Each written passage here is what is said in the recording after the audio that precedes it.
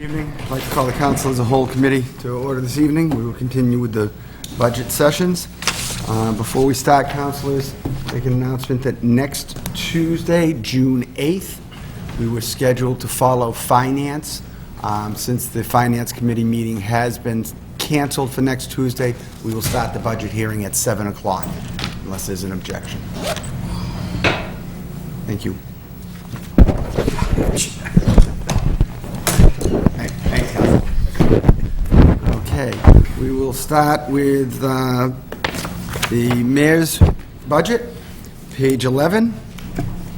We have personal services, $150,128. We have expenses, $2,500. Total, $152,628. Madam Mayor, any comment? Sure. Good evening, councilors. I have a very small budget, so I will be brief. I passed out a, it's unlabeled, it's actually from the Mass Municipal Association. There are 32 cities where they compiled mayor salaries for fiscal year 10. You can see that I just eked out John Holliday from Newburyport to be the lowest paid mayor in the state. But this is just a compilation. You can see it varies incredibly wildly. In terms of the mayor's personal salary, you'll see that there is a change. The mayor has been receiving $60,000.83 in fiscal year 8 and 9, and I'm requesting that again for 11. Last year, the budget does reflect $57,079. You'll recall that was corresponding with an ordinance where I was asking to give back 5% of my salary, and I believe the end result was a give back of 3%, so the real salary is about $58,000. The department heads and the firefighters and myself all did that last year together in a group effort to save funds. The assistant to the mayor and the clerical staff, you'll see that those numbers have gone down too. That reflects a changeover in staff, and with a changeover in staff, I reduced their salaries. The expenses, you'll see that there is a reduction in the various expenses. Office supplies, $1,800 to $1,000. Travel and meeting, $1,500 to $1,000. Dues and subscriptions, $250 to $200. Promotions, $400 to $300. And that is that will be cutbacks that we're making. So we've been doing things like cutting back on all our subscriptions and things and so on, because at this point in time, July 1st, 2009 to April 30th, 2010, even though we're on target to be under budget, we have spent approximately $3,900 to date, and of course this budget reflects $2,500, so we'll be making some pretty big cutbacks in that area. And that is just about it. Councilor Di Natale. Thank you. I appreciate Mayor giving us a sheet on the salary list. There's two columns that I personally would like to see added to this just for more information. That would be what the annual operating budget is for each of these cities, and also the population. I think that would serve as a very good barometer for a future discussion on raising the mayor's pay. As we see from this list, the mayor of the city of Fitchburg's salary is tied for the lowest in the state. And I'm personally one that would probably go out to the front line in advocating an increase because I believe the job is grossly underpaid for an entity of $94 million, where all department heads, or most of them, make far more. So I would like to see at a future time, or at your earliest convenience, information regarding the population size of each of these cities, and what they how much they supervise with regard to an operating budget, because that would then give me more, for myself in a vote, more justification to say, well, when we stack up with the rest based on population and budget size, we're not even close. And those are two pieces of information, if you could add to this list, I'd love to see for a future discussion on that position's salary. Thank you. Any other comments or questions? Motion to approve.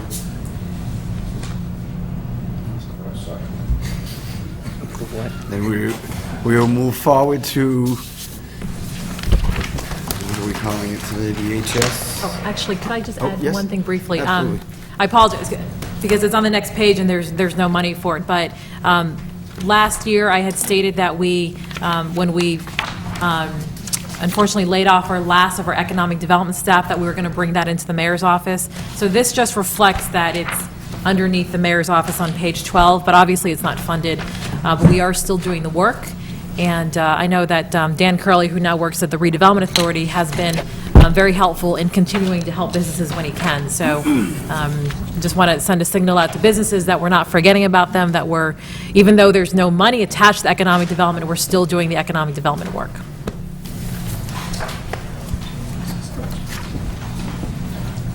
Okay, we will move forward to Human Services, page 45 through 49.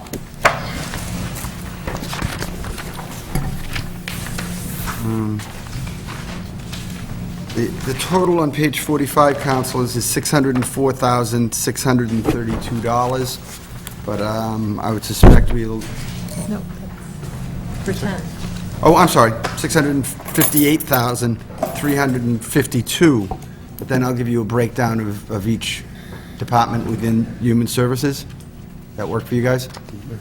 Okay, then we're going to start on page 46, which is Human Services Veterans. Personnel, $51,219.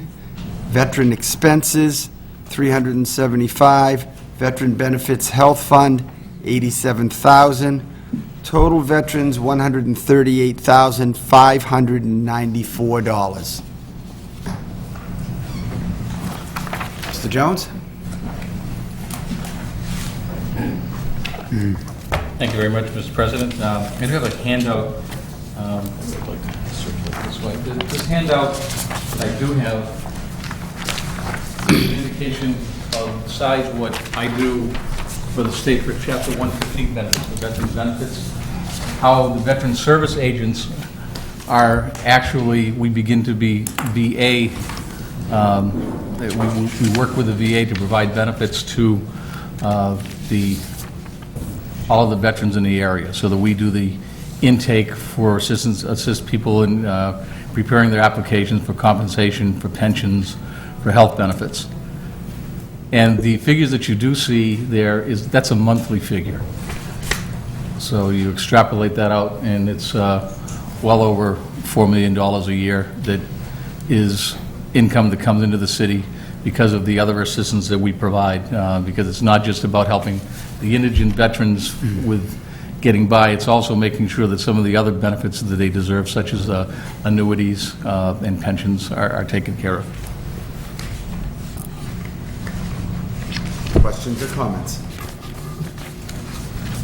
Counselor Caddy? So is the $138,000 going to get you through the year? For the veteran? I suspect that I will be coming back for more. This is a difficult time for everybody in the Commonwealth. And if what I'm looking at this time is if there is no extension of unemployment benefits, I expect to see an increase. And I don't have a way of determining what that increase really is. Will it be astronomical? I just don't know. I do know that just anecdotally, 2 veterans came in last week, both about my age. They were close to 60 years old, both of them married. In one household, both of the husband and wife had master's degrees, and they're coming to me for assistance, and they're filing Chapter 7 bankruptcy. So those are the kinds of things that we're going to see. What's the prognostication? I don't have a way of knowing. I suspect that I will be coming back for more, but I think that this budget will get us going, and we'll be able to predict as time goes by. Counselor Joseph? There's the 138,000 that we budgeted last year. Didn't we have a supplemental Yes, we budget did. included in the 138? Or what No, was it's your- not. What was your budget this year? What was the supplement? The supplemental budget was another $80,000. So as I say, I expected this is probably a 50% budget at this time based on best guesses. The mayor and I have had conversations about this, so that I think she expects me to come back for more. I think that this is just, is a good way of starting the year and making things work this way so that we can just work as closely as we can and watch our dollars. So your budget this year was like 218, and you requested... No, the budget was, I didn't bring my munis report. 138 and change, but if you added 80, that would bring it 80,000, to yeah. 218. Yeah, yeah. Okay. Just doesn't seem like that's, I guess if we had a reserve account somewhere tapped in the budget where it said, well, we might be looking for this, then you can understand that we would go to that bucket. If we don't have a bucket, then why would we under budget it? Okay. Counselor Di Natale. Thank you. To Councilor Joseph's point, if you look back at other budgets we've discussed, where there are accounts that are significantly budgeted more than what they spend, you got an account like this that every year keeps coming back for more money. I mean, this is one of those things, in addition to snow and ice, that the city can probably, with pretty good probability, say, it's going to require free cash down the road, there's no question about it, because in 2009, the benefits health fund alone was $131,000. That's after transfers. In 2010, the current year, it's $147, and we're budgeting $87, $60,000 less. Now, I wouldn't advocate we budget the full 147, but maybe 127, if you will. But the point is that there are accounts that we've seen that have significant underruns every year, and there are accounts like this that have significant overruns every year. Veterans benefits, we know that's going to be asked for free cash. We know that. It happens every year. So if there was that kind of an account, a reserve account, you could take a small pittance out of, I'll use the term sanitary landfill expenses, and supplement some of what you need. Not the full 150, but maybe 120 or something. Based on the fact that you keep going over, through no fault of your own, of course, but it's just the way the history projects itself. But that's one of the small issues that I've had all along, is there are a lot of accounts that get overfunded, and there are accounts like this that get underfunded, and it's not based on 1 or 2 years, it's based on several. So we know this will be a free cash request down the road, there's no question about it. There's this, there's the overtime accounts and fire and police, and there's snow and ice. Those are the three biggest free cash hitters that we always get every year. So Councilor Joseph is right, and prepare. We're going to be asking for, Mr. Jones will be back to us for another 50 or 60 grand, guaranteed. And I appreciate your comments, Counselor. One of the things, the incentive is for, and it's really hard to watch anyway, because it's, whatever the formula allows me to pay, I will. But it forces me to make sure that I'm looking at it on a regular basis, to make sure that I'm following and trying to watch the pennies and not come back sooner than I need to, but at the same time, not waiting longer than I have to. And I appreciate your thoughts. Any other comments or questions? Thank you, Mr. Jones. Thank you. Move forward to page 47, Human Services, Council on Aging. Personal Services, $78,159. Council on Aging expenses, $6,000. Senior Center Building, $50,000. Total, $134,159. Ms. Goodwin, Mr. Walsh, good evening.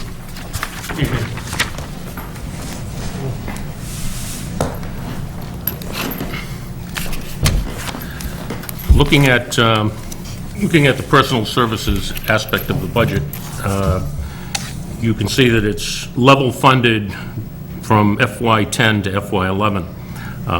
However, that level funding is a result of shifting a greater percentage of the state grant that all senior centers get into salary. So If you look at the salary portion of the budget, technically, two-thirds of Joan's salary is paid out of city funds, one-third of the secretary, and we have a total of 1.5 FTEs being paid out of the city. It doesn't show on this, and I don't know why it doesn't show on this, but our state formula grant is $49,070. And the way that Joan is paid now is $18,100 come out of the state formula grant, and then the city picks up the remainder of her salary. $22,000 comes out of the senior clerk, $22,000 for a total, or one-third is paid by the city, the state is paying two-thirds, and we have a half-time custodian, and that figure of $16,434 is half of his salary, and we share it with the library. So we are level funded, but there's been a shift in how the salaries have been divided. So we no longer have use of the formula grant, which was used over the past 10, 15 years for programming, really. Correct. So we do not have a source of money to do programming. We do that with either volunteers or monies that are raised through fundraising. And so we're level funded. One thing I want to correct is up in the upper right-hand corner, the executive director's salary indicates a percentage of an increase. That is the wrong percentage. That is a mathematical error made by by the auditor or the auditor's office or somebody who put this together. If you divide the proposed raise into the amount the city is funding, it comes out to 11%. What you should be doing is dividing the proposed raise into her full salary, and it comes out to 7, like all the other department chairs. Council on Aging expenses have been level funded, exactly the same as last year. The big difference here in our budget is the fact that last year, if you recall, at the first go-around, we were only funded $7,000 to run the entire building.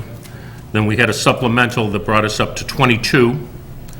And then some time ago, I came back in and asked for an appropriation of 28, and the 22 and 28 get us up to 50. And that's approximately what it costs to run the building.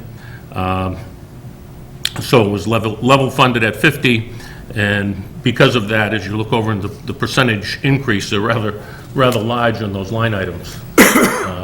And the reason is that there was so much underfunding last year that once you get up to the actuals, they had to show the percentage increase. So we're funded at level funded, basically with the exception of senior center building expenses. There's just no way that you could heat that building for $3,000 a year. We hope to heat it for a lot less than it was heated for 4 or 5 years ago. And we have been doing that by shutting the hall down during winter months and doing other measures within the building to cut down on our expenses. But Bill? Yep. In reality, the building expenses has been level funded because it cost you $50,000 for That's the correct. building this past year. That's correct. And that was one of the Maybe an increase purposes. from last year's budget, but it's not an increase from what you spent That this is correct. year. Correct. That is Want to be correct. clear about that. Councilor Di Natale. Again, this budget that we've gotten, we just saw the Veterans Agent say that, we saw the Veterans budget from this year that was before transfers. In the health benefits area, $87,000. It didn't include supplemental transfers. Yet in the Council on Aging budget, it includes the supplemental transfers, which goes back to my first issue when we started this. What the heck do these numbers represent? Again, councilors, one budget is without the supplemental, the other budget is with the supplemental. And this makes it look like the senior center is getting a $28,000 bump. That's true if this were an original budget number, which it is, but it's inconsistent with the prior budget. There's no consistency here. And you found an error I'm going to ask the both of you. Did you consult with did the mayor consult with either of you on these numbers before we got them? And by consult, I mean, did you sit with her many times, go over these numbers, go, hey, Madam Mayor, this isn't correct. Please change it before the council gets it. Were you ever given that opportunity? No. You didn't see this before we got it? No. So this isn't your budget, yet you're justifying it. Well, I'm explaining it. You're explaining it. Well, you're not alone, because there's other departments we've already talked to who don't know what the heck they were getting either. This is a second instance where there's a mistake that wasn't caught, and the simple reason is because you weren't involved in the process. Big problem I have. So, this isn't me pontificating, this is the facts. The last budget we just saw was original. This one is supplemental, or, I'm sorry, the last one didn't include the supplement, and this one does. So there's variations in each budget, not to mention the fact, once again, we hear from the department head that they were not only involved in the process, but there was a simple couple of errors, mathematical errors, that weren't caught because they weren't consulted. How much money do you folks need to fully fund the senior center? How much more would you need to fully fund the senior center? You mean 5 days? 5 days. A little difficult to estimate because we don't know the total impact of the new insulation in the hall and the new toilet. Probably another $20,000 we could open up for 5 days.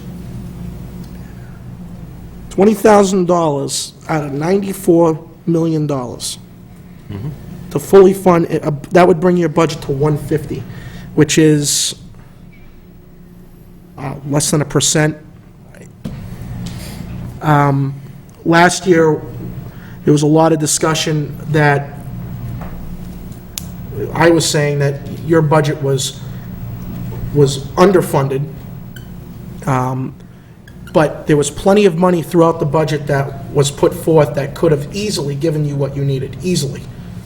And then months later, we get a supplemental request out of free cash to give you what you need.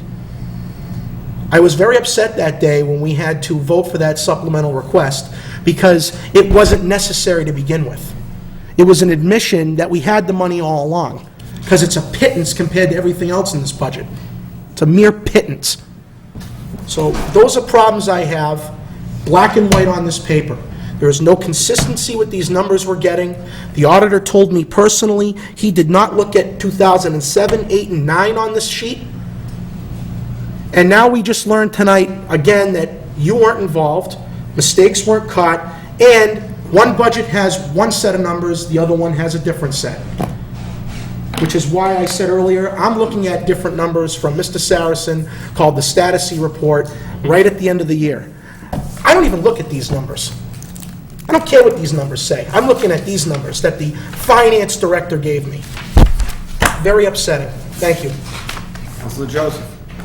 On top of the $134,000 that you spent this year, how much additional money was added through the Council on Aging or through Fundraising? Friends? Yeah, through fundraising. You have- Joan has those figures.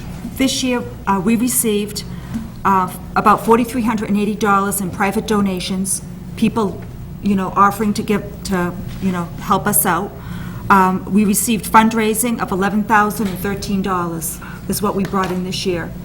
So 1.5 staff members and, a lot of great support from the community and from city councilors have helped us come up to that figure, and all of that money has gone into the revolving account. Also, too, we took in $5,125 in hall rentals, which is down, and it's down because we had the hall shut down for 2 months while we were insulating. And then we get the $3,600 a year in veterans' rent. So that's what we've generated this year. But I'm really very proud of my 1.5 staff members. We've really worked really hard, to fundraise every month for the senior center, not to mention what, the help you councilors and people in the community have done to help us out, so. That's what's generated Right. within the employees. The Friends have also generated monies with events such as the comedy night and things like that. That money goes, when they sponsor the event, that goes into their treasury, then it comes back to us. So some of the improvements that you see within the building are not coming out of the revolving account, are coming out of us going to the Friends and requesting the card room. We had the card room recarpeted within the last 2 or 3 months. Once we did the insulation project, we realized that the floor really needed to be cleaned up and refinished because of not so much damage, but wear and tear over the years. And the building was empty, so the Friends came up with the money to do that. They painted the entire perimeter of the inside of O'Neill Hall. So there are monies that are raised, some by the staff themselves and our volunteers, then others that are raised and goes into the Friends. And the Friends is a 503C. The money must be spent back into the building, so it's just a transfer. There's another group within the senior center that raises quite a bit of money. You want to tell them about your closet boutique and how much money they make? We have a little closet boutique. It's been in operation 4 years. For any of you who come to the senior center, these ladies have probably raised well over $10,000. They've been extremely generous in supporting us, giving us money for fuel and whatever else we need. So it's quite a nice little operation, and we're very proud of it. There were 58 volunteers. It's just, it's difficult. I know that the fundraisers that we had this year you do a lot of work, you get a little bit of money. And Right. it's hard It's a lot of to work. sustain that effort, and make sure that $11,000 keeps coming in order to keep the fuel and things like that. So it's just going to be, every year is going to be difficult. Right. And I appreciate the work that your Thank group you. does over there, and the support that we had from everybody every time we have an event. because Yeah, that we've works done out. pretty well. Yep. And we've gotten support from the council and the Yeah. city and the mayor. Bumping the operations budget up to level funded at $50,000 is going to make a difference. We are monitoring probably more closely than anybody else in the city what we spend monthly on fuel, electricity. We have a regular decline in balance sheet that we watch like a hawk. Because we have to. Bill, the Friends, those all capital projects that they Yes. fund? Yep. Okay. We try not to use any of that money for operational money. Right. But things like a sound system, we're not spending city taxpayers' dollars for any of the improvements. Any other questions or comments? Councilor Reynolds? I'd like to know if you foresee, and also if you would like to see the center open 5 days a week. At this stage of the game, we're 4 days a week. We have an extended hour each day, and I do go in on Mondays. I think right now that is working well. I have seriously seen the significance of us being reduced to the 4 days a week and not having hall rentals in December and January. Right now, it's working fine. Ideally, 5 days a week, would probably be a better situation. But right now, the seniors are on a nice level with the 4 fuller days a week, so, And closing down the 3 closing days down. does make a difference. It does, and it- Financially. right. The other one thing I want to mention, we just received a rebate from Unitil for $5,600 for savings that we've created by insulating the hall. Excellent. Any other questions or comments? Thank you, Bill. Thank you, John. Councilors, next on the agenda would be page 48, which is Human Services Recreation. The mayor has requested that we postpone that till next week. I assume it has to do with the appointment of a new director of the department. So if there's no objections, we will wait to do recreation next week. We'll fit it in somewhere in the schedule. So we move to page 49, Human Services Library. Personal Services, $180,635. Library Office, $4,750. Library supplies, $35,000. Library maintenance, $70,077. Total budget of $290,462. Evening. Bob O'Connell is passing out some informational sheets that I had typed up for you. I didn't want to read it all, take your time this evening, so if you'd like to look at it, that's fine. And I haven't met a lot of you, so I wanted to introduce myself first. I'm Sharon Bernard. I'm the new director at the library, and I was born in Fitchburg. I did grow up in Leominster, but I've had great ties to Fitchburg my whole life. My parents were from Fitchburg. My father always worked here. My grandmother worked here.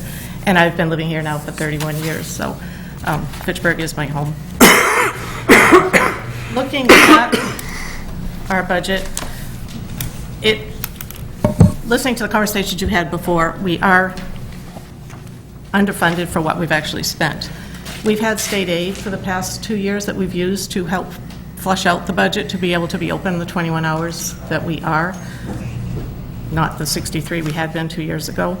So we have reached, this year, we added $53,600 of state aid in order to meet our expenses. And next year, it looks like we'll need about that again. The problem is state aid's running out. Because, excuse me, because we're not certified, we're not receiving any more, and it's not a limitless pot. But because of it, we haven't had to come back to the council for additional funding like other departments might do. So we have been able to use the state aid to keep us going. When you look at the budget, there are some immediate things that are short, because if you look at the librarian's line, for instance, it's the same salary for that group of people, and there are going to be 3 step increases July 1st. So that's not funded properly. The chief librarian's position, mine, was funded for 19 hours because we had a retired person as the interim director.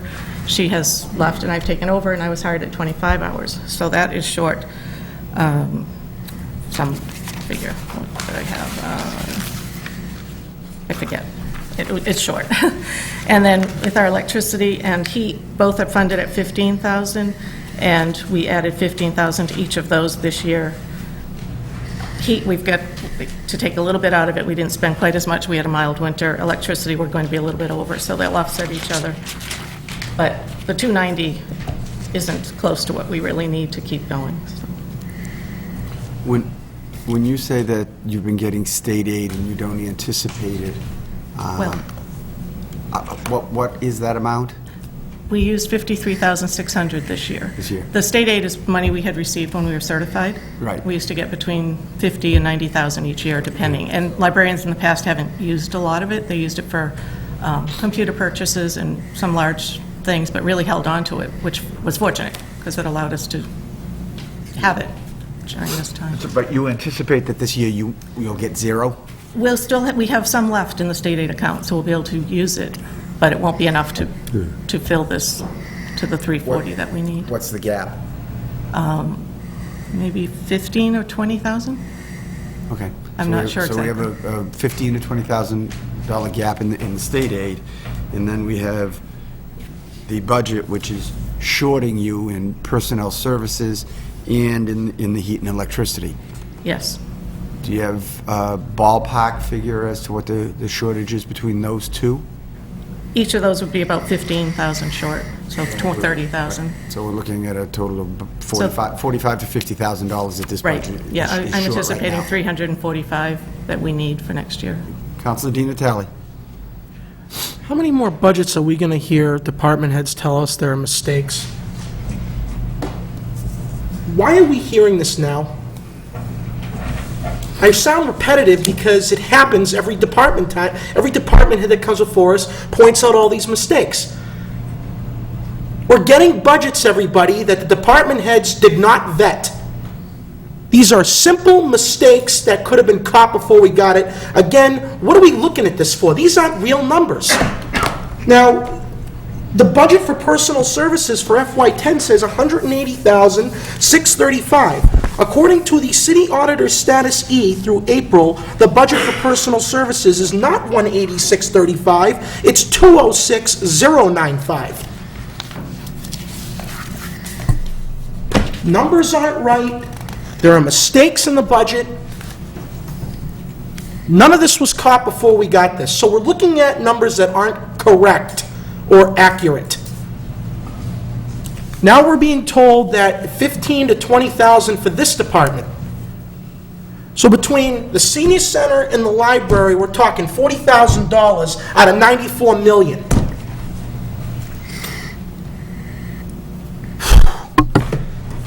Thank you. Madam Mayor. As this letter states, back in December, I did ask each department for 3 budgets. This budget, obviously, is their level funded budget. I asked for a level funded budget, a level service budget, and also a 10% decrease in their budget.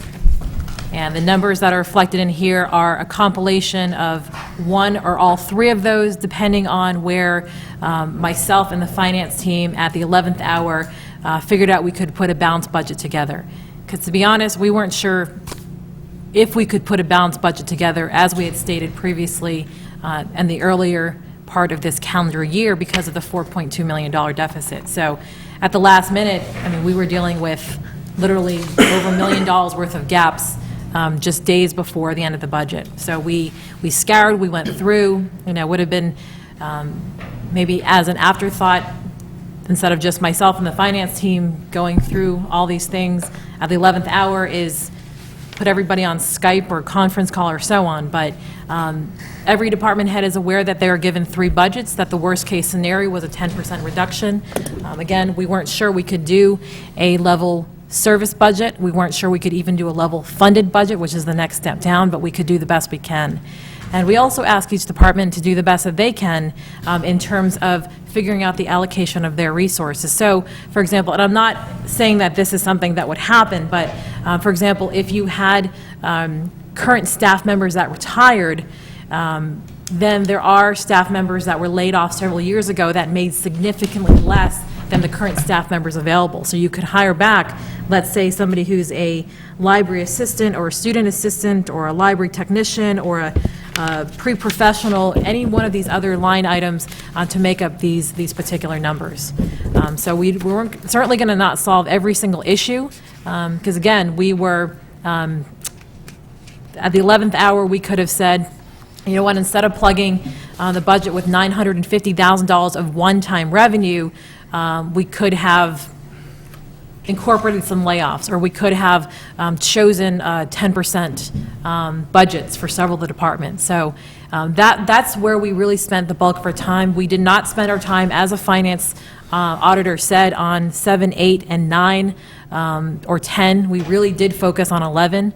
So these budgets, like I said, oftentimes are put together at the 11th hour. I know sometimes you actually just receive one-page letter for a budget on May 15th, but this was the best we could do, and we were, again, afraid that we weren't going to be able to give you a balanced budget without massive layoffs, without big increases in fees, and this is the budget that we were able to put together that was balanced for May 15th. So not everybody's going to be happy, again, but these are a compilation of the different budgets that were given to us back in December, and we've been working with those as much as we could. Counselor DiNatale. It doesn't address the issue that we've had department heads say they didn't look at these numbers. We've had department heads say, we had one department head say, I asked for $4,000 and I got 16. That was a mistake. That wasn't caught because they weren't consulted. Ms. Counsel, Bernard. you have an email that actually is contrary to that. That shows the email that she sent and my remarks next to it and how we deduced those numbers. That is not what we heard from her at the meeting. We heard, I asked for 4,000, I got 16. And then when I asked you, You have an email said that shows, you have an email that shows the numbers on I the read the sheets. email. But you said that night that your finance team must have made the mistake. That's what I you didn't say said. that they made the mistake. I said that they reviewed all the numbers and there could have been an oversight of some sort. But I would need to look back at those budgets, because like I said, the finance team and myself were balancing 3 different budgets from each department, as well as a very sizable budget gap to figure out how exactly we were going to come up with a balanced budget. There are an infinite number of ways, and I bet if every single one of us here did this on our own, we would come up with a different budget. You might make layoffs, you might make cuts, you might say we want to have travel cut more than office supplies, and those are the decisions that we had to make at the end of the day. Whatever the reasons are, we're hearing department heads say they didn't know what they were getting. Are they not being truthful, or is someone else not being truthful? Ms. Bernard, the step increases you referred to, when did you know, when did we know that those step increases were a reality? Like, how long ago did we know that that was going to happen? A step increase sounds like it's either contractual or it's contractual, correct? Right. So why would we And also, underfund that account if it's contractual? There's no leeway also the there. custodian has a cost of living, and he's not in personnel for some reason for us.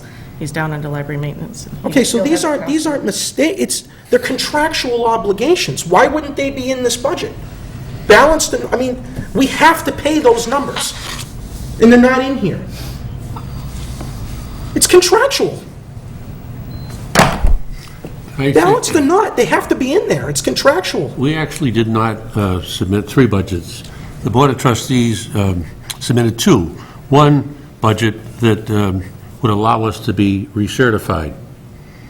Because one of the things that's been mentioned, this state aid, we've been losing $75,000 to $100,000 a year. And if this budget goes through as is, it'll be 3 years in a row, where we're getting no state aid because we're decertified. So we really need to get as much input as we can. We can't afford to not only not get state aid, but we're not eligible for any grants or any other assets that the Mass Board of Library Commissioners will offer. As far as laying off any people, or we hope none of our professional staff want to retire, but we made a decision 2 years ago when we knew we were going to have a 67% cut, and we basically decided the only way that we could go from 27 employees to 7 was to keep our professional staff, who are multi-talented. They do every job that we could possibly need or want in the library, and we have some volunteers, and they've been doing an outstanding job. And as Sharon pointed out in here, the average amount of books that are going out and in every day has dramatically increased based on the 21 hours we're open. So, we're striving to get certified, because until we do that, all funds, renovation funds that we're very much interested in particular, are going to be denied to us. And that's really what the Board of Trustees is mostly concerned with, to get a... You know, I don't mean to sound like I don't care about the hard work that went into this or anything, but this is what we're going to be voting on. This is what we're going off of. And a lot of it is not accurate. It's not accurate. One final point I'll make is library maintenance. It says $70,077 in FY10. The status C through April says the budget's $105,668. $35,000 more. That was the state aid figures that Right. we added in. That's not on here. Big problems. Thank you. Counselor Joseph. Do you anticipate that you have enough money in your leftover state aid account in order to make the $340,000 that you need to operate this year? This year, we're all set. In this, We're fine. For the FY11, no. Right. what do you have left in your, I think it's like 43,000 maybe, and the trustees voted that they would put 30,000 in for next year, so that there'd be some pot of money left for emergency situations. Yeah, we've been fortunate in our elderly building with things that we haven't had any major catastrophes. We did have a water cooler break this year on the second floor, which created a little flood on the first floor. We lost one audio CD and one book that got wet. We were lucky that way. But it was a result of one of the heat detectors filled up with water, so the electrician had to come. Then they didn't like the way the fire alarm panel was, so we've had to replace that, and that was about $3,000. So that's been our biggest expense this year, but there's going to be other things that'll happen probably, and we're in an old building. So right now, you're anticipating about a $20,000 gap in what Yes. you actually need? Right. With no layoffs or anything like that, you would Right. need for $20,000. Yes, and we have received tremendous help from volunteers and our Friends of the Library doing fundraising, but there's a limit to how much they can raise. You know, they've given us, the Friends gave us almost, I think, $14,000 this year, which we've been able to use to buy materials to circulate and museum passes, which, we're a library, we need new materials. We can't just circulate the old things sitting on the shelf. The talk I've heard around the state is there's more and more libraries falling into decertification Well, than have been previously. this year there were 12 that were decertified. Fitchburg was by far the largest, and usually there's been about 9. Out of the libraries that applied for state aid, applied for waivers for state aid, 96 out of 97 were granted. So there's really still only 12 libraries that are not certified. But 96 more on the edge Well, they were able to get through this year. because with the their decreases were in the same ballpark as the rest of the towns, the rest of the city departments, unlike Fitchburg's was at the time. And now the library certification group is starting to relax their certification requirements? They've lowered standards a little bit.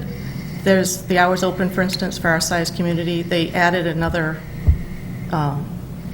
group of people, of libraries. It used to be, I don't know, up to 10,000, 10 to 25, 25 to 100. They added a middle group that we're in, so we only have to be open 59 hours to be fully certified for that component of it, instead of 63. You can be open just a portion of it, but then you only get a portion of the state aid. But I think the lowest you can go is like 52 or 51 hours. So it's still not 21 that we are. You know, even if the municipal appropriation figure worked, we're not open required hours. Okay, so that's really it's not helping us at all, they're relaxed because they're just Not yet. relaxing? Okay, Not unless they go a lot further. thank you. Councilor Solomito. Thank you, Mr. President. Hello, Ms. Bernard, how are you? How many hours is the library open per week right now? 21. And the year before? Last year, 21. And the year before that? 63. So we went from 63 to 21. Are you anticipating keeping open the same amount of hours? Yes. Yes, I can't imagine being No, closed no, any because our no. circulation, we're so busy in that time that to reduce it at all would be. Oh, right, I mean, I totally agree. I don't see anything in this budget for a pay increase for the director. Was any pay increase ever anticipated or a contractual arrangement for the director for pay increase? Well, I can, okay, go ahead. last year, we went through 3 directors. Ann Worthen left, Sandy came in and took over for a while, and because of financial conditions in her retirement, she had to leave in August, and we opened it up in, October. well, yeah, but in October she started, and we just decided, because we don't have a clerk, the amount of work that Sandy was putting in, it wasn't just 21 hours, it was more like 30, and Sharon now is, after discussing it with the mayor, we mutually agreed to raise her hours to 25 hours instead of the normal 21, just basically to do all the clerical work with the information that has to go into the state and the payroll, things of that nature with City Hall, so that we did make an agreement to, in effect, raise her salary by adding 4 more hours. So her pay went up because she works more hours, but she really didn't get a pay raise. She stayed at the same rate for more hours. Fair to say? Well, it was based initially on what the chief librarian was getting, All right. and because of the cut in hours, everything was reduced proportionally. I guess my question is, you, as compared to any other department head, Ms. Bernard, you didn't get a pay raise by any matrix or any step increase? No, I don't belong to any union All or right. anything like that. And I've only been there 6 months, so 7 Now, months. You had mentioned that I'm around. because we are not certified, that we're losing about $100,000 a year from the We state. got anywhere between 60 and 100,000, depending on the year. How much would it cost the city to bring it up to certification? About $750,000, $780,000. That was the budget the trustees actually voted for. I asked. Yeah, that was the budget the trustees actually voted to send to the mayor, which we did, and we sent the other three she asked for as well, but Okay. that was the one they voted, just so people would know what the figure was. Right. That we felt we could work with.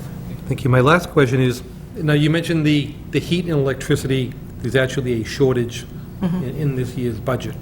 That if you were to heat it the way you should heat it, you're going to have to do it to make it a normal building, you're going to be about $15,000 to $20,000 short in this budget?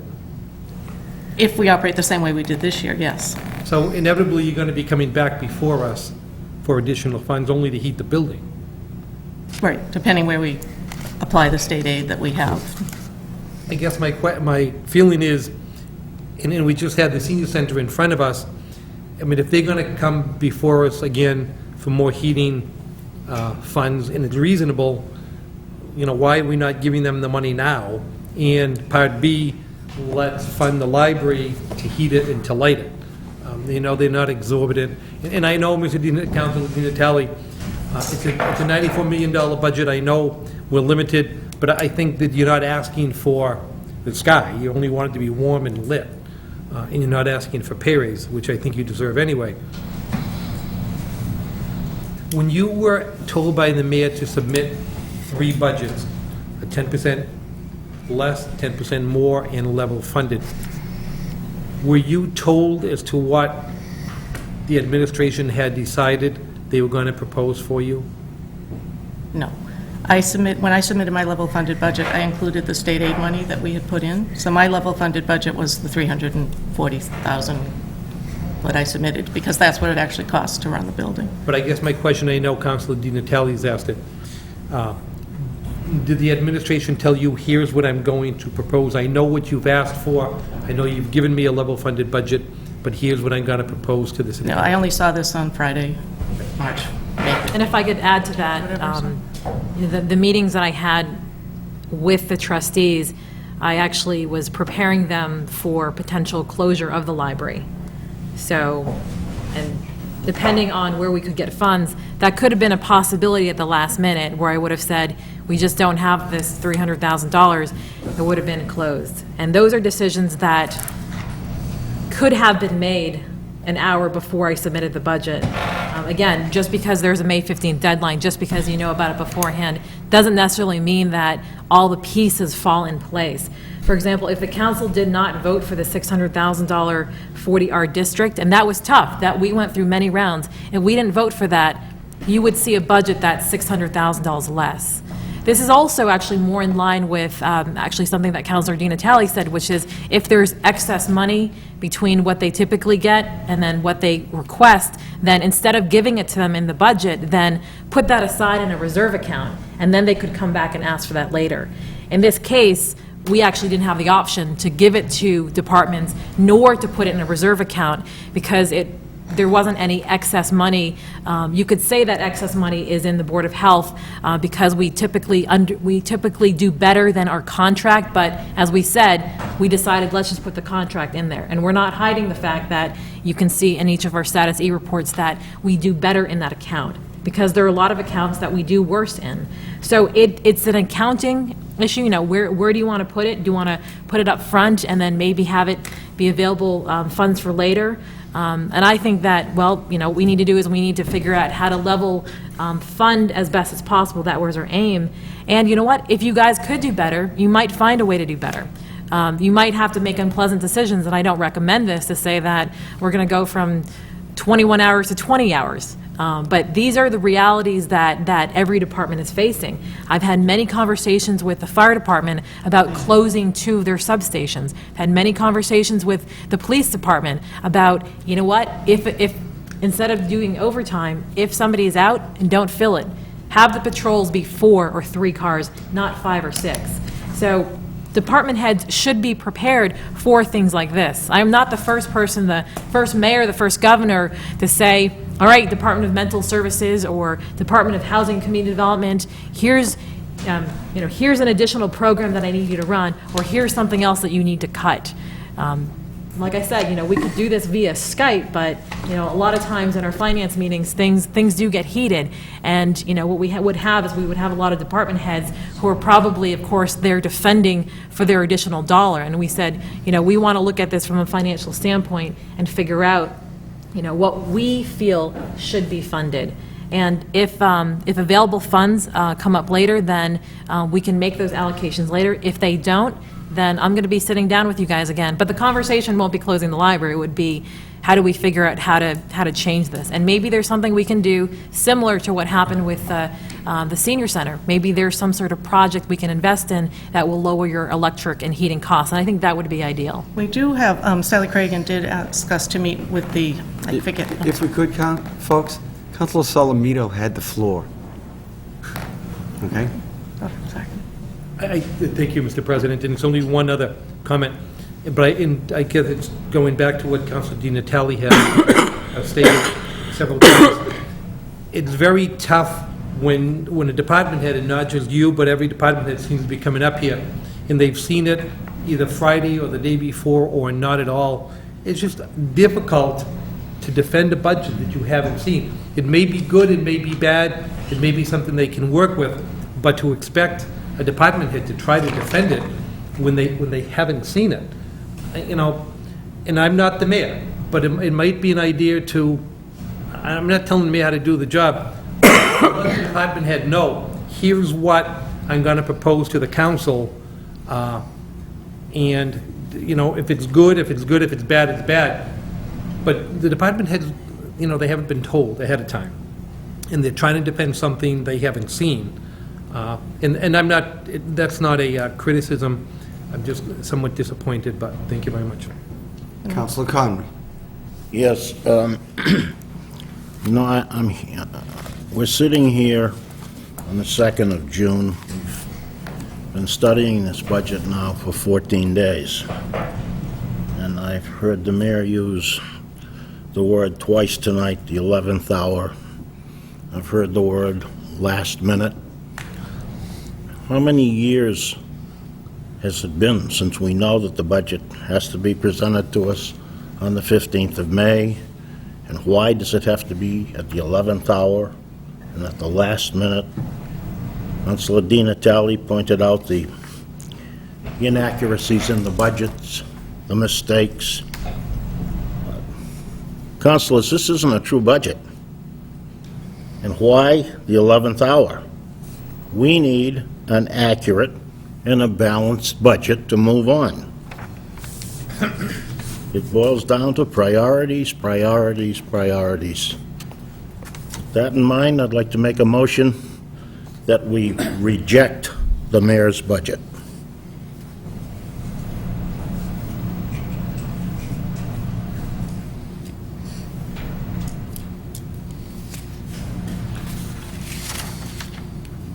Any further comment, Councilor? Thank you, sir. Councilor Starr. I'm all set right now, thanks. Councilor Caddy. Now, I just want to get these figures straight. What the mayor put down for your FY10 budget was $291,212. Do you agree with that figure? That was what was budgeted in FY10? I think so. It was close to that. Okay. But you said you actually spent 340. Something like that. And you said in FY10 you received 59,000, was it? I think 53.6, 53.6 from state aid right, that we put into it. that you put into it. But you're not getting state aid this year. Right, we didn't get it last year either. It's just money we had You had in money. this pot of money that can be carried forward. But you said you still have 43,000. 43, 45 left. So if you applied all of that 43,000, I'm not telling you to do that, but if you applied all 43,000, it would bring you back to 333. Then that leaves no room. You still got to come up with $7,000. It leaves no room for an emergency, etc. So those are so it makes a difference to me anyway. It does make a difference to me because when I read this at 291, and I saw 290, I figured you guys didn't do too bad. But we didn't know you spent 340. So that makes a huge difference. I go back to what I said. It makes a huge difference. It would be nice to see in these budgets the actuals, you know, when you show what was budgeted and what you actually spent. There's a difference of a lot of money here. And I don't think there's any, I think you can relax. I don't think there's anybody in this room that's going to reduce your budget on you tonight. Thank you. Thank you. Councilor Di Natale. Thank you. My criticisms about this whole process, I'm not oblivious to the fact that the mayor has a very difficult task in front of her, because a lot of what the mayor has to do is dependent upon grant funding, what the state does at the Senate and the House level, and then there's a conference committee, and there's always going to be revisions. The last 3 years, we've had supplements, we've had revisions. No one is saying that this is supposed to be perfect. I'm not saying that. What I'm saying is I have a problem with the process. There are department heads who say they were not consulted. They gave numbers, and that's the last they heard of it. If it was truly the 11th hour, the library did not have to come before us until June 2nd. May 15th was 3 weeks ago. So the very next day, on May 16th, there should have been a meeting with these individuals to explain what's going on and how it was arrived at. That was not done. The director said she got it Friday. Board of Health director doesn't know who he's in charge of. Senior Senate didn't meet. This is a problem, because when we get this budget, it is the mayor's budget, but it's based on numbers that people who have to justify it don't know anything about what's going on. So I sympathize with the 11th hour, but there still needs to be more communication here, and the numbers are not correct. Some they are, some they aren't. And the auditor confirmed to me that he didn't vet these numbers.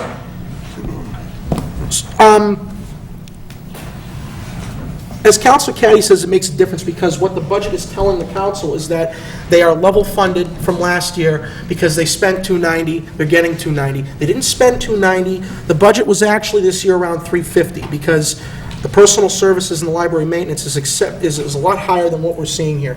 So the numbers are very confusing because they don't point to the status C, and whatever the reason is, May 15th, June 2nd, these people should have been consulted the next day. So it's a big problem, and we've heard it consistently across the board.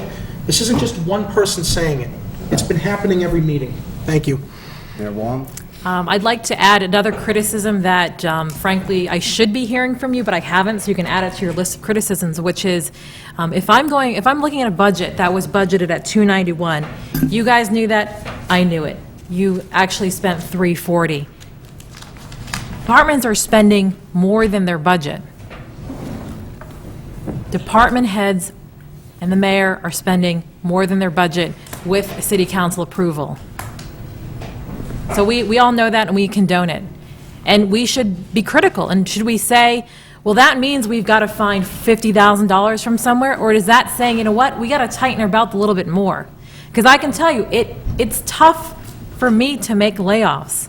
And I've been doing what I can to not do that. And yes, at the 11th hour, I was trying to figure out if I was going to use that $600,000, if I was going to shutter buildings, if I was going to shutter fire stations or libraries or senior centers, if I was going to cut back days. And those are all decisions at the end of the day I have to make. I know what the department heads are going to say. They're going to say, this is what we want. And I had to figure out what I wanted and what I felt was the right thing to do. And I am not very happy that I had to put $950,000 in one-time revenue, but I did. That does actually give you guys the option of saying, we don't like $950,000 in revenue, we want to cut the budget further. But had I made those $950,000 cuts myself, you would not have had that option. You would have seen closed buildings, closed services, you would have seen layoffs. Mr. O'Connell. This is the third year that we've had to use the remnants of our state aid, seeing that we're not certified. In the last two budgets, we've agreed mutually with the mayor to put in 40,000 one year and 30,000 last year in order to meet our minimum budget to keep the 7 employees we have working 21 hours. This year, the board felt we had approximately 47,000. We took a vote that we would allocate no more than 30. In other words, bring this business of 290 up to somewhere close to where we think we can survive for the next 12 months. We're going to end up with $17,000 as an emergency fund. If anything goes, we're going to be out of business. We're going to have to come back to you, we're going to have to mutually decide, the Board of Trustees, to close the library, and that's the last thing we want to do. But we're down to bare bones, and there isn't much more that we can cut, and there's no other source to get money. Friends of the library have done a fantastic job. We have been researching and working on raising some funds ourselves in the next 3 or 4 months, and hopefully that'll be successful, and if it does, we'll be able to carry on for another year, hopefully. But the money that we were depending on, the state aid, is basically gone. And there's no other area that we can turn to other than closing the library. Councilor Joseph. I don't know if this is the right time, because, I mean, it's the library up there, and we're talking philosophical about how the budget's created and things like that. But it's just to a point. In the past, in the first 6 years that I was here, if you didn't have the bottom line number that you needed for the budget, you would just inflate your revenues. Okay, we would say, oh, I thought I was going to do, even though I only collected $300,000 last year in excise tax, I'm going to collect $500,000 in excise tax this year. I'm pretty sure the state said, even though they're going to give us a decrease, I'm going to budget my budget with a 5% increase in state aid, because I think that's the revenue that matches. All of the numbers that we were given in wastewater, water, all of those things were anticipated revenue. So in the past, we could always say, I mean, we could always balance the budget by inflating our revenues and saying, oh, all right, we've got everything that we need, let's go on and you know, this is the budget, folks. But I think these are real revenue projections that we're getting and real spending numbers that we're getting. You know, we can dicker over the 20,000, the 60,000. Will we come up with them at the end of the year? I hope we will. Otherwise, we're going to have to do more cuts. But this still is a more realistic budget that we've had in the last couple of years than I saw in the first 6 years, because none of these revenues are inflated, and they are what they are, and that's why we're stuck with what we have at the end of the day. You know, to say the 11th hour, the state has always put us into the 11th hour with determining what the revenue is going to be from the state. And like I said, in the past, they would just throw a dot up there and say, we're going to give an increase of 5%, budget for it. And then we'd give raises to the police, we'd give raises to the fire, we'd give raises to everybody. And then at the end of the year, we'd say, geez, where did all our money go? We're going to have to rob free cash in order to make the operating budget. The budget is, it is what it is. You know, there's some mistakes in here, but at the end of the day, we still have to make sure that we have revenue to match spending, and if we don't, then we've done something wrong, because the city can't operate in the red. And I hope we haven't operated in the red in the last 2 years, so I would hope at the end of next year we're not going to be in the red either, and I trust that not to happen with the finance team that we have. Councilor Reynolds. I wanted to ask you, by the way, the library, for all the stress that you're under, it is a very happy place to go into, and appreciate your skills. Is Leominster a certified library? Yes. Is Gardner a certified library? Yes. Do you know what their budgets are? No. Okay. That's all I wanted to ask. Thank you. Councilor Conry. Yes, I guess it's best not to say too much, because I find there's a lot of superfluous discussion going on here. I mean, last night was the most contentious budget meeting that I think I've had in the last 5 years. Councilor Di Natale, the remarks that you were making, I assume you were directing straight at me because you were looking right at me. You have been the most vocal person as far as the budget is concerned. But I haven't heard a motion from you as to what maybe we should do. Should we reject it? Should we send it back to the mayor? Or should we just let it float? I didn't appreciate the remarks that you made, especially with your comments since the 19th of May. So, you know, I don't like coming here every night, and I know I'm an elected official, but I don't like coming here every night and fighting and arguing over this thing. Let's take some action. Let's do something, councilors. Thank you. Councilor Starr. Thank you, Councilor Connery, for kind of basically driving the point across. I look around this room and I've heard, I'm guessing maybe close to half of my colleagues say that they're not going to vote for this budget.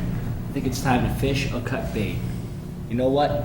May 15th was not the 11th hour. May 15th was probably about 10:15. Now we're at the 11th hour. We've got 28 more days till June 30th. 4 weeks. You know what? There's mistakes that are made. It's not like they can't be fixed. I agree 1,000% with Councilor Connery. We're coming here, we're banging our heads against the wall. I left here last night mentally exhausted. I'd like to make a motion now. First of all, Mr. President, Councilor Connery made a motion earlier, and it wasn't seconded. Is it too late to second it? Yes. I'd like to make a motion right now to reject the budget. Second. We have a motion and a second to reject the mayor's budget. Speaking to the motion, Councilor Starr. In no way does that mean that I haven't expressed my opinion one way or another, but many have. I'm not going to bang my head against the wall for 4 weeks. If we reject it now, some changes could possibly be made. These numbers could at least be fixed. You know, everybody makes mistakes, that's fine. Let's just fix them.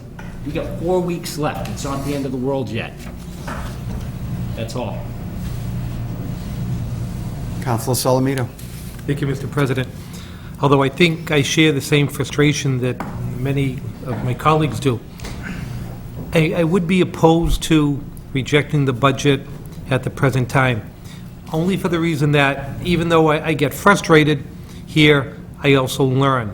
And I can look at the library budget and look at what was proposed, but until I hear from the people from the library, I don't know what they spent and what they really need. If they're not here, if I don't hear them, I'm not going to learn. And if I don't learn, then I'm not going to make an intelligent decision down the road.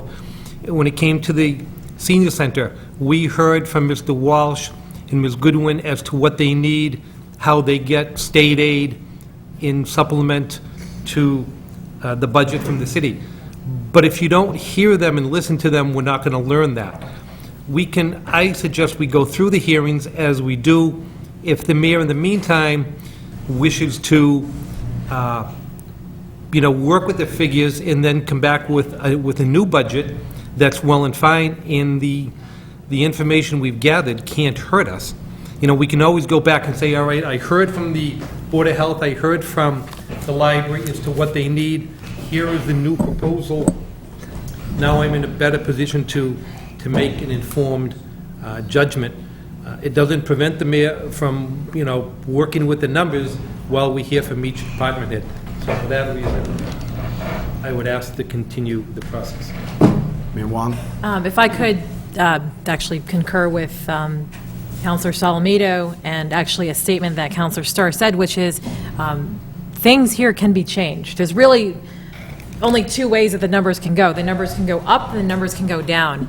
And I perfectly understand that you can't make the numbers go up, but the council can make numbers go down. So we should be so lucky that we feel that numbers can go down, because that means that we can reallocate those dollars. So those are things I think the council should feel free to do, is to cut the budget. That is your purview. Many councilors have done that before. You've done it before. The second thing is to add, and I know that there's been some discussion about counselors that say, well, you know, we only want to cut if we know it's going to go towards this, or, you know, we want to reject the budget because even if we cut or not, we're not sure the mayor's going to add in these line items. I've been here for all of your budget sessions. I am taking notes on where you want things added. So what you cut is going to be ultimately up to you to get a majority vote to make those cuts. Where we add, I'm listening. And I've heard many different areas that we want to add.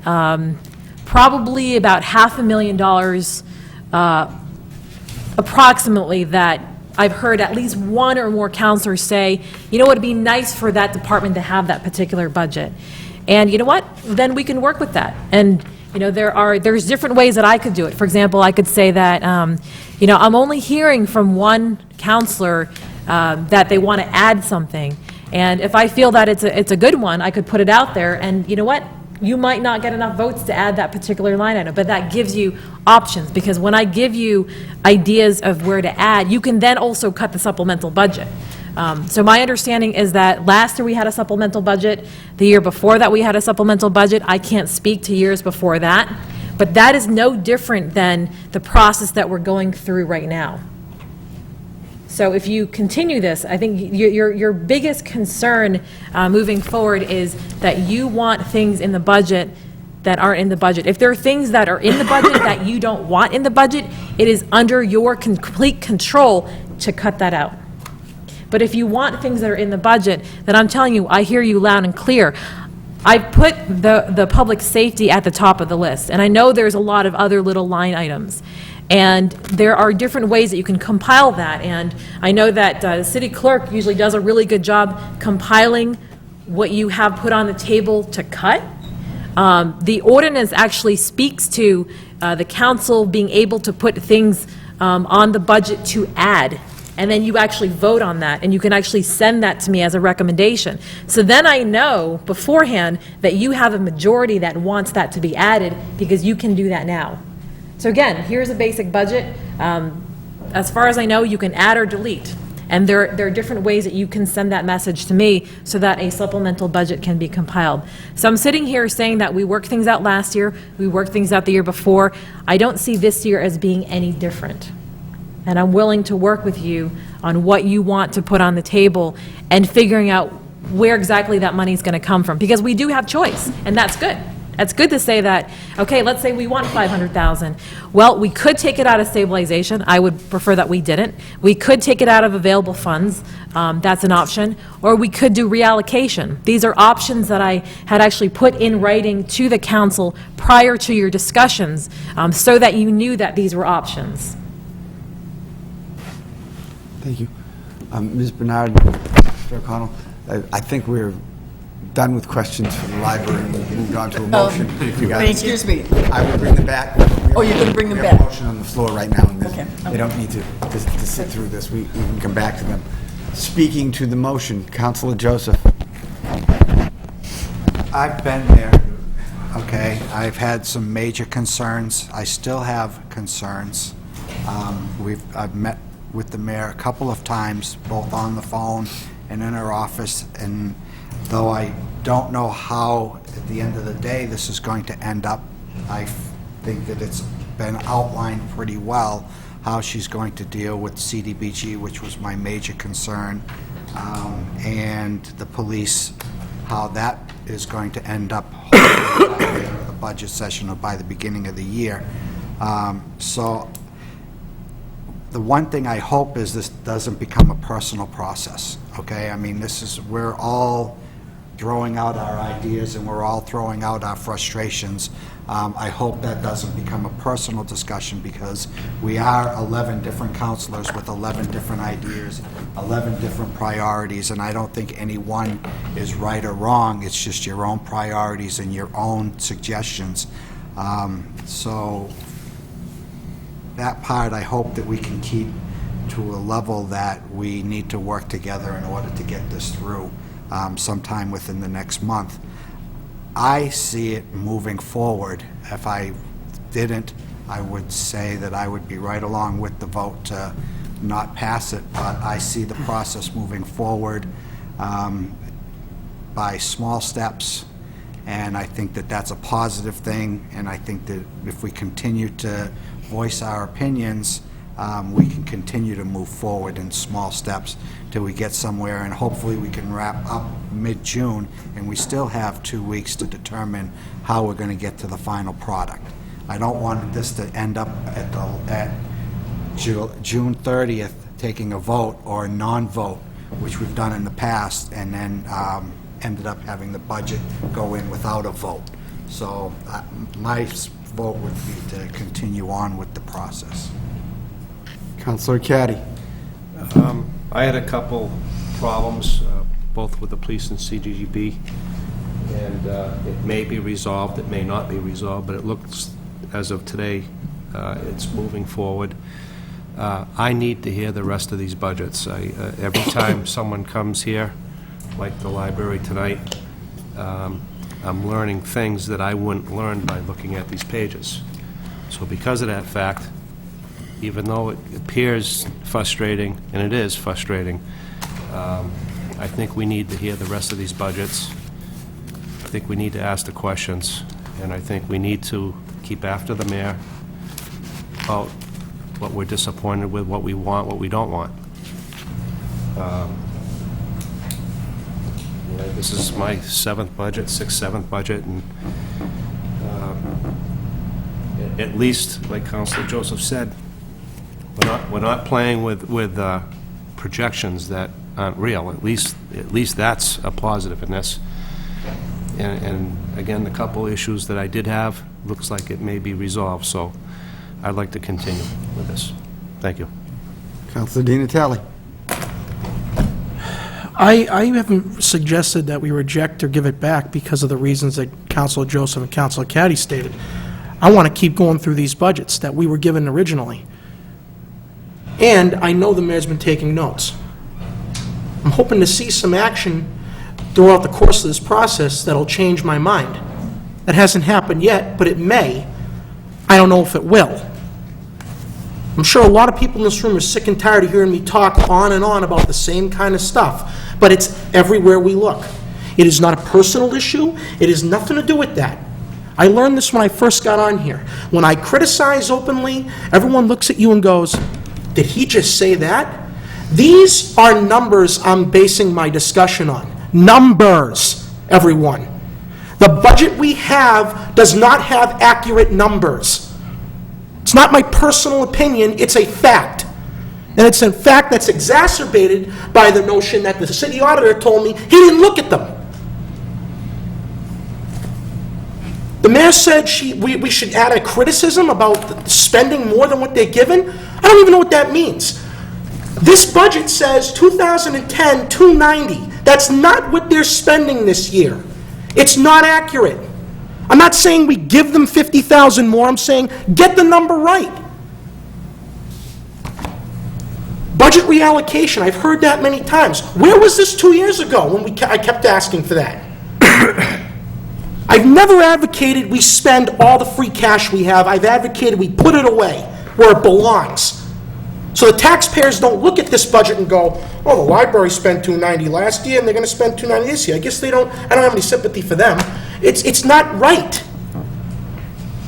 So if you don't like sitting here listening to me saying every meeting, I'm sorry, but I'm going to keep doing it when a department head says they haven't heard about the budget yet and the numbers aren't correct.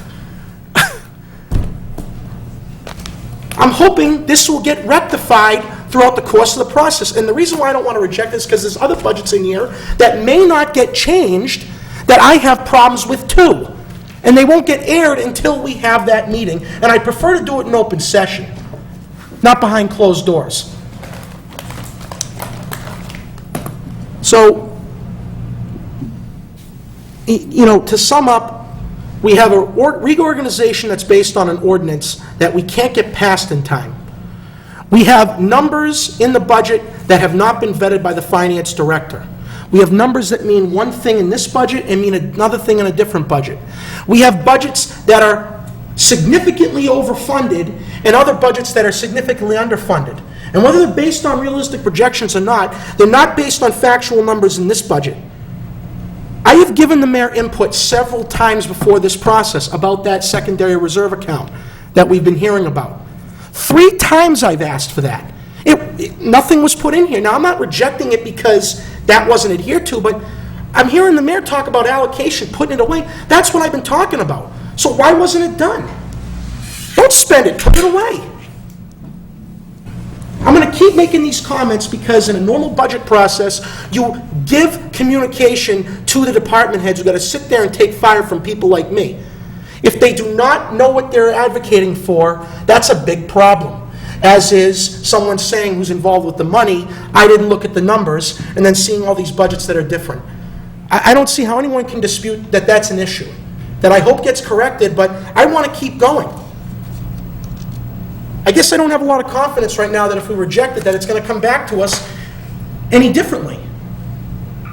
I've been saying this for 3 years now. It's the same stuff every year.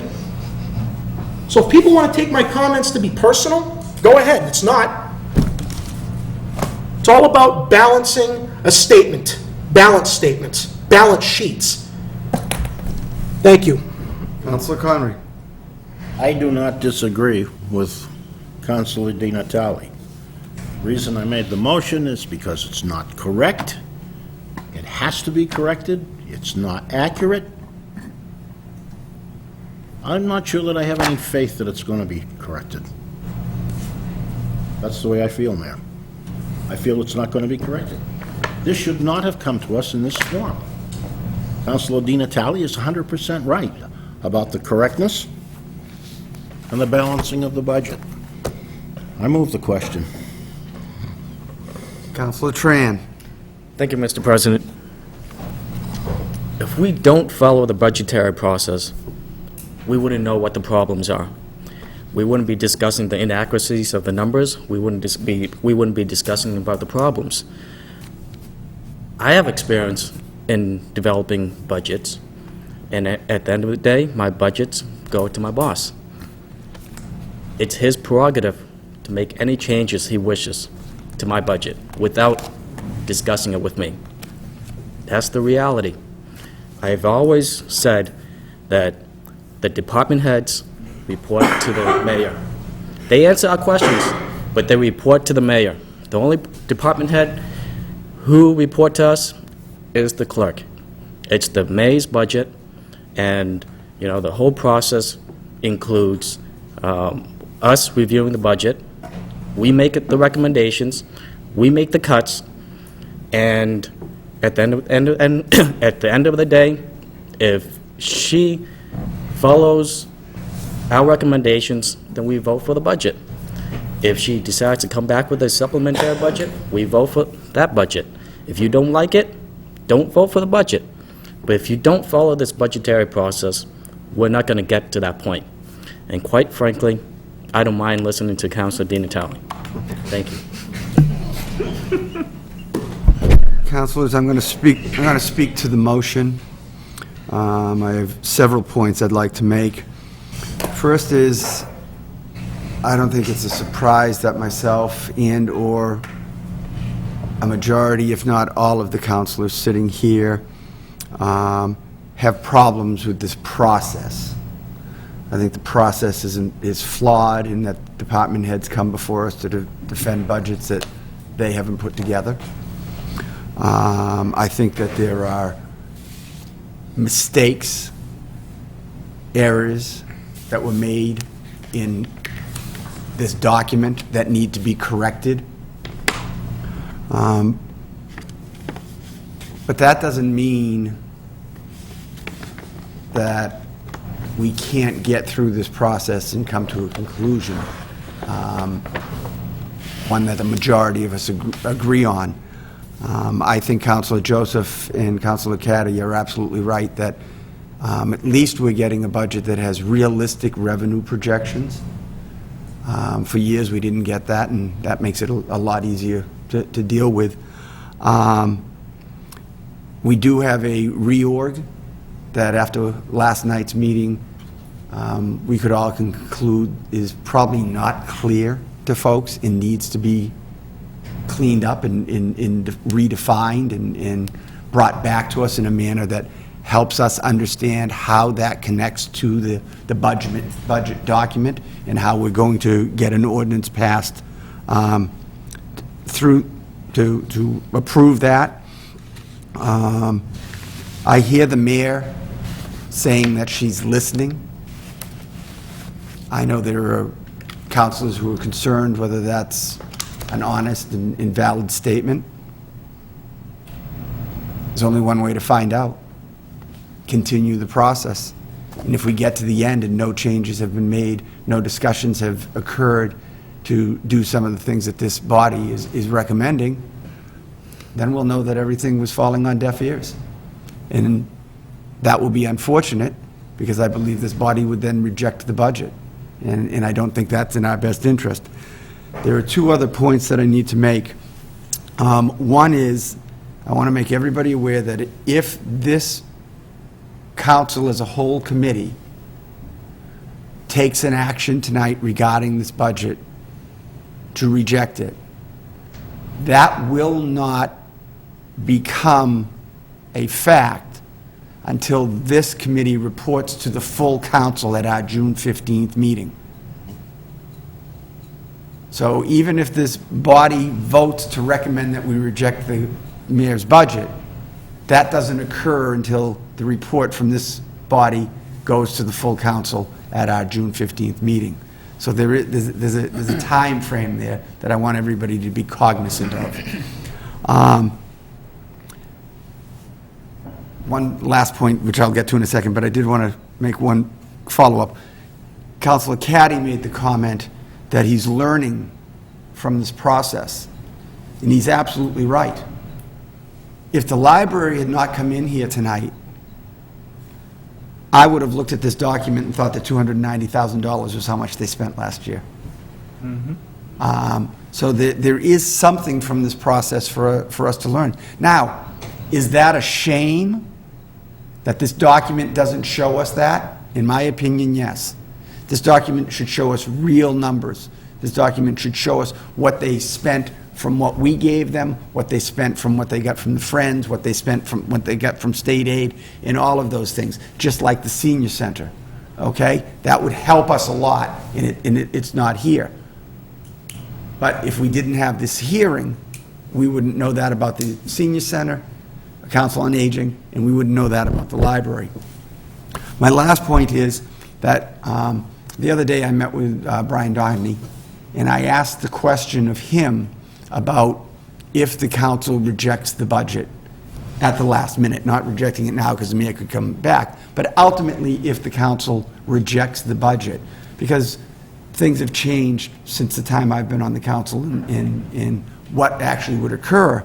And I received a correspondence tonight when I walked into council chambers, and I was going to distribute it to all of you, but I'd like to read it so that everybody at least has this in this information. And it says, "Dear councilors, this letter is in response to a conversation that I had with Councilor Hay regarding what if the budget was rejected. Below, I am giving you the response from the Department of Revenue Division of Local Services Deputy Commissioner Jerry Perry. Chapter 44, Section 32 states, notwithstanding any provisional of this section to the contrary, the mayor may submit to the city council a continuing appropriation budget for said city on a month-by-month basis for a period not to exceed 3 months if said city has not approved an operating budget for the fiscal year because of circumstances beyond its control. If the council should reject the mayor's budget, then she can submit a monthly budget based upon 1/12 of the fiscal year 10 budget so that they are not in violation of Chapter 44, Section 31, where no appropriation exists. The council would need to approve this. Municipalities cannot spend without an appropriation. They need to take a vote for each month not to exceed 3 months. If there is no appropriation, then the city has no legal authority to spend. Please forward this to Fitchburg." As a follow-up to this correspondence, I asked to speak to the DOR, and Mr. Perry kindly called my office to discuss this topic. He first of all stressed that the city cannot operate without an appropriation, so that they would have would have to be done for the 1/12 budget to be available. He also mentioned that no community has ever gone so far as to not to appropriate, as to not operate without appropriations. If no appropriation exists, then the city would have to shut down all services. This was followed up by the only community recently to go down this path was the city of Lawrence. We then talked about how this would negatively affect the city's bond rating, which was recently improved. Bond companies would not look favorably upon this event and could cause our bond rating to drop, in turn hurting our ability to borrow and possibly at a higher interest rate. He also noted that we would watch closely to see if this works if we decided to implement the 1/12 budget for up to 3 months. He commented that after 3 months, no appropriations would be allowed and the city would be forced to shut down all services. I hope this letter addresses your concerns regarding this topic. Please feel free to contact me to discuss this further if you'd like. Sincerely, Brian J. Doheny, Treasurer, City of Fitchburg. Just want everybody to have that, and I'll give you copies of that afterwards. Is there any more discussion regarding the motion? Councilor Reynolds. I'd just like to say that I concur that I am learning as the department heads come before us. And I think that that's a good thing, and I think this digging out of what's real and unreal, and that's all part of the process. What else would it be? So I will vote to continue. We have a motion and a second to reject the mayor's budget. All those in favor? All those opposed? The motion does not pass. If we could bring the library director and the chair back, I think Councilor Reynolds has another question for you before we conclude with the library. What I want to say is, and Mayor, you are listening, and even your attitude seems to be a positive one, that I assume also you're learning from hearing all of our input and all of our concerns. But I would like to see the budget be certified again. That figure $750,000, if you were to receive $100,000 in state aid and other grants, would you be returning some? How would that work? Would you then be operating on $100,000 million, or would you be turning some back into the city, or how might it work? I think If we had faith in you and actually gave you. if we were fully certified and were receiving state aid, that would go into an account that just can be used for any purpose for the library's benefit. So it can be rolled over from year to year, as happened in the past, which allowed us to have some now to use. Which served us And well. it could be used for anything. We can use it to do carpeting if we needed. Could it go back into the city's It can't general go to the funds? It city, cannot. no. How about other grants that you would receive? No, they'd be strictly for libraries. So you've survived, this will be the third year on previous receptions from the state. So if we did get you up to that level where you were in a position then to receive funding, perhaps the following year, knowing that you had that money, we might limp along again on less than the... Except that part of the certification process is an increase in the budget based on the last 3 years' budget. That's part of certification. Say that again, please. In order to get certified, the municipal appropriation needs to be 2.5% more than the average of the last 3 years. It does? Yes. So it That's has part to of the always certification. keep going up? Right. You can do it less as long as lowering the budget is in keeping with the rest of the community. That's when you go for the waiver that the state gives. There's some flexibility there. So there's a little, yes. Well, that would be my aim, to see you fully certified. See us fully certified, not you. Ours too. Councilor Caddy? You know what doesn't make sense to me? If you go to an affluent community and they fully funded their library and they're receiving state aid, but you take a city like Fitchburg, who's struggling, and we're in desperate need of state aid, but we're not going to get it. That system is flawed. That's the way the MBLC has set it up. I understand, but again, you... Because they're trying to set certain standards for libraries. I understand, but it's all or nothing. It doesn't make any sense to me. Of course you want a library, and of course you want it open all the time. It seems like the system that they've created works against communities like Fitchburg that are struggling. We could use $100,000 more than Groton could use today. You know, and you think about it, I just think the system's flawed. It's not your fault, it's not my fault. I think that they should reconsider their stance. You know, a city like Fitchburg could certainly use more money for our library, for our children. And I just don't like the way, I don't like the way it is. I really just don't. Thank you. Mayor Wong? I just want to elaborate on what Councilor Caddy said. This is just one small example where in tough times, communities like Fitchburg get disproportionately hit. And I actually think, Councilor Di Natale, you've made a lot of great points on this in terms of unfunded mandates and also across-the-board cuts. So, for example, if there is a 10% cut across the board in state aid, a community that receives very little state aid because they have high property taxes might see $100,000, maybe $1 million cut in their overall budget. And a city like Fitchburg might see $4 million, $5 million, $6 million cut. So it is disproportionate. And of course, we've seen state aid go down year after year after year, which means essentially what it does is it widens the gap between the rich and the poor communities. So the rich might not necessarily be getting richer, but because state aid is being taken away from places like Fitchburg, we're getting poorer and poorer, relatively speaking.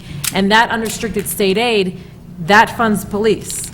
That funds fire, that funds DPW, that funds city hall services, and so on. So it's almost like the system of here's a cap on property taxes plus we get to determine how much state aid you get, and that's all you can really do, limits our ability to grow. It actually sort of keeps us on state welfare, and it actually doesn't give us an option to make more money should we so choose, or do other things. So I've always been, I've been a big advocate of changing all the state formulas so that places like Fitchburg are disproportionately cut. So instead of an across-the-board 10% cut, you know what? Maybe a community that's getting very little state aid should get a 20% cut. Then they might get cut $2 million, and then we should get cut less. That means we might still get cut $3 million, but at least it's a little more equitable, and you're not talking about one community getting $1 million cut and another community getting $6 million. So this is a big, big, big issue that I don't want to get lost as we debate the finer points of the budget. Any other questions or comments for the library? Thank you, folks. Thank you. Any other business? Motion second.